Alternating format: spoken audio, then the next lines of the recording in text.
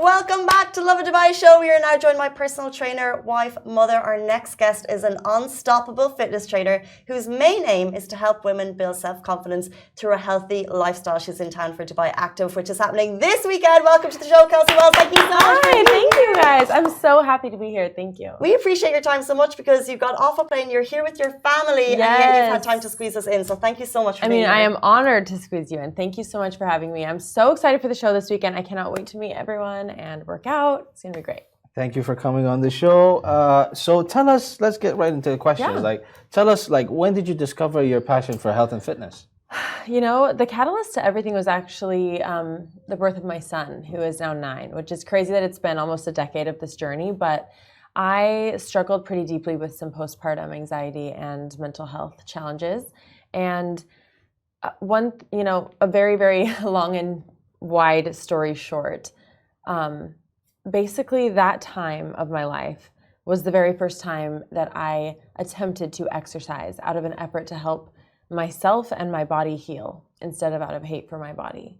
And it turns out that that makes all the difference. So, I never could have foreseen that would lead to a change in career and to doing what I'm doing now, but I feel very much so fortunate that what I do for work is also something I feel very passionate about and called to do. And it's surreal, it's amazing. It's so inspiring for people to watch that story because I know so many women go through the same thing. But what was the moment the penny dropped that you were actually able to make that mindset change? I think there were a handful of big epiphany moments for me. One that really has always stuck out in my mind was one of my very first workouts that I was attempting to do during that phase. I was probably about 4 months postpartum after having Anderson. And I remember finding a workout online that I thought was easy and simple. But simple doesn't mean easy, especially when it comes to exercising. And I couldn't do a single push-up and I couldn't do a sit-up. And I did one lunge and I was not stable. And I just sat on the floor and I was crying and I was trying not to wake up Anderson. So I was sobbing silently. And I just realized my body physically was so far from the ability that I remembered having earlier in my life. And I felt foreign in my body. And at the same time, I realized that my mental health and the way that I had been viewing and treating myself was more unhealthy.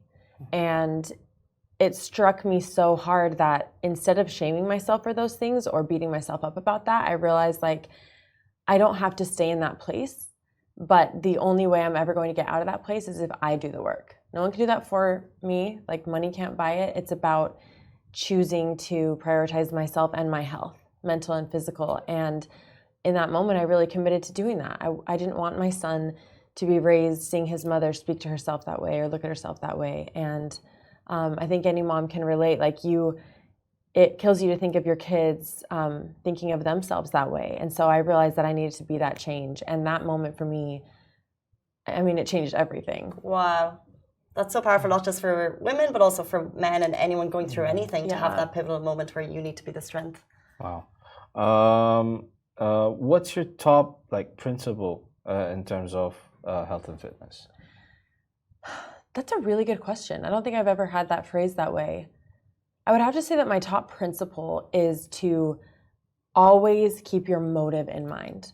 Like I said, I had attempted to exercise and do something healthy for myself, right? So many times, but it was actually unhealthy because my motivation for doing so was toxic and harmful.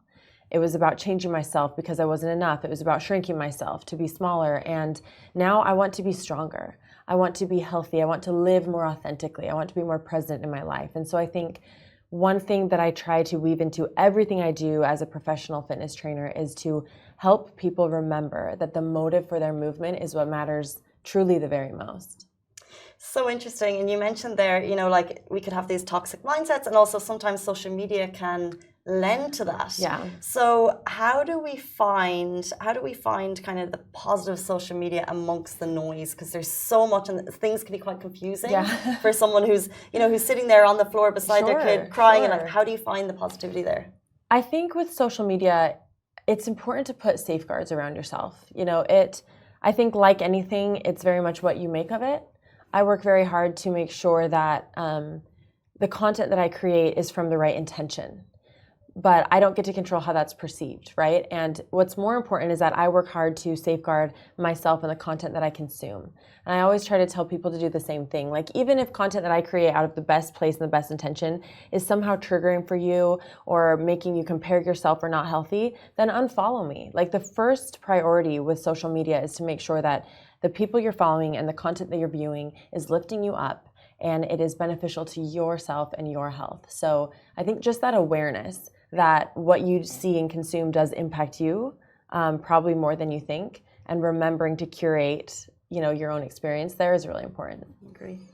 Speaking about social media, what are the biggest myths in terms of fitness when it comes to how many hours do we have? What's happening? Like, what are the lies that we're consuming all the time? Certainly that women shouldn't lift weights. I feel like I've been combating that one since I really began my career. It's been about helping women understand that lifting weights and picking up weights in the gym, and that women belong in the weight section of the gym just as much as men, right? Those kind of stigmas I'm working hard to help lift, and I feel like that shift is happening, which is really exciting. Obviously, the way that fitness has been packaged and sold on a very large global scale for decades is that it is aesthetically driven primarily. That has to shift. That's not healthy to view it that way. And of course, aesthetic changes are possible, and aesthetic goals can be fun and motivating if gone about in healthy methods. I'm not saying that, you can't ever have physical goals for yourself, but I'm saying if you are purely putting your efforts in eating and exercise out of the basis of looking a certain way because the world is telling you that that's what is on trend for your body, like that, there's so much wrong with that. Just saying that feels wrong. And so it's important to remember that fitness can and should be empowering. Fitness should be about caring for yourself and your health primarily under everything else. So that's probably like the biggest shift that I want to see and I'm hoping to help make. Well, speaking of empowering people, you went from, you're now a decade in the industry and you went on to create your own programs. So tell us, what was the real inspiration for you to create PWR? Oh my gosh, thank you for asking about this. My programs are all very near and dear to my heart because, I actually have 11 training programs. My goal as a professional trainer is to meet you wherever you are on your own fitness journey. Whether I have a post-pregnancy program, a pregnancy program, I have a home weight training program, body weight training program, I have gym-based programs, express programs if you don't have time, low-impact programs. So it's like, I understand that life ebbs and flows. And the goal with fitness and in life, it should never be to stay at some insane physical ability or level forever. That's just not practical. But what it should be is to move your body always. And to be active always. And so I want to provide programming that I can meet you wherever you are, no matter how much time you have, where you want to train, what you're facing in your life, that I can help you with that piece. And so every single one of my programs is born out of a time of life that I can see and feel people needing, but also out of personal experience and things that I've needed at certain times. Interesting. I've been in the gym quite a few times here and there, and I've heard that they say this in terms of certain people have a specific training. They need specific training. So how do you cater to to people with different, fitness abilities? Sure. Yeah. Like I said, there's a wide range of programming that I have available through the Sweat app, and almost all of my programs include beginner weeks that you can kind of start there and kind of gauge depending on if you're used to being in the gym or training or not. When it's coming to a live experience, like what we're going to do this weekend here in Dubai, I go off of a time under tension based model. So there's no reps. So I want you to come this weekend, whether or not you've ever done a live workout before, whether or not you've exercised once in the last 6 months. I don't care what fitness level you are, there's a place for you. Because what's going to happen is we're all going to be as a group and we're going to be doing an exercise, and I'm going to provide modifications for that exercise, advancements for that exercise. So we're all doing the same thing together at varying fitness levels for a certain amount of time. I don't care if you do 2 reps or 20 reps. It does not matter. No one's watching you, no one's looking. So I really wanted this experience to be inclusive of anyone and everyone, because it is about so much more than just the workout. And if you come this weekend, you'll understand what I'm talking about. Well, speaking of you taking part in Dubai Active, what actually motivates you? Because obviously you do programs which are online, but to actually, how does it feel like for you to meet people who are taking your programs? What is that like for you? It's so surreal. It's honestly my favorite piece of all that I get to do. When I meet someone in real life who I've trained online or who has resonated with something that I've put out there, it feels like meeting an old friend. It reminds me why I do any of this in the first place, and it is truly the most inspiring experience. So nice. So let's see how Dubai is like. Let's compare. How would you compare the fitness scene in Dubai than the rest of the world?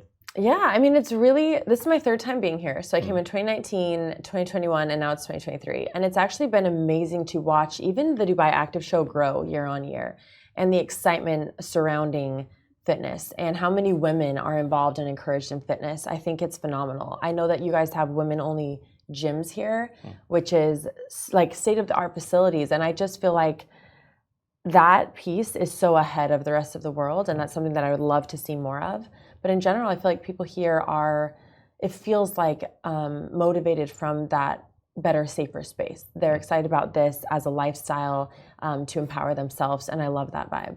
Interesting. Well, before you leave us, guys, Dubai Active happening this weekend. We want to play a quick game with you, if that's okay. I'm down, yeah. It's called What Gives Kelsey Wells the Ick. Now, do you know the ick? Yeah, I think so. Yeah, something that like doesn't sit right turns you off to something. Yeah, exactly. Then just okay. So if I hit this if it gives me the ick? Exactly. Okay. Okay. Number one, what gives Kelsey Wells the ick? eating with your mouth open. I agree. Not a fan. Not a fan. I think it's the noise. Yeah. Clapping when the plane lands.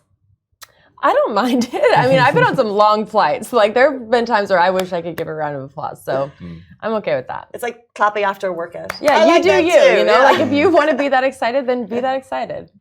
Makeup on while working out. I think that's individual. You know, you don't know what mental space a woman's in. And if they want to work out with makeup, then let them, Dressing gowns. Sorry? Dressing gowns. Dressing gowns. You know, like a robes? A house coat? Oh, like just wearing them in general? I mean, I love a robe. I go to my hotel room and I get right in my robe. So. Dressing gowns on a guy. I don't mind. This is one of the ones that came up for ick. Yeah, okay. Clogged drains. Sorry? Clogged drains. Oh, yeah. That's gross. Yeah.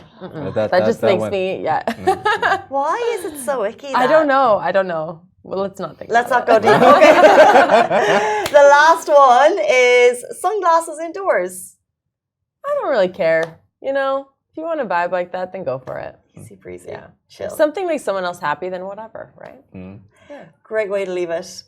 Kelsey Wells, thank you so much for joining us. It's been so fun. So what day are you going to be at Dubai so Active? Saturday at 3:30 p.m. is the live Redefine Fitness workout session. It's a killer workout, but it also goes a little bit deeper than that. It's a very powerful experience. Energetically, it's going to be amazing. And then right after the workout at 4:30 on Saturday is a meet and greet. I really want to meet you guys there. And then Sunday at the show, I'm doing a live Q&A at noon. Amazing. So it's a full weekend out at Dubai Active. And would you believe our next interview is actually James Smith, who we got to speak to 2 days ago, but it's live on our Zoom show. So please stay tuned. He's going to be with us after this very short break. A massive thank you to Thank you. Us. Thanks, you guys.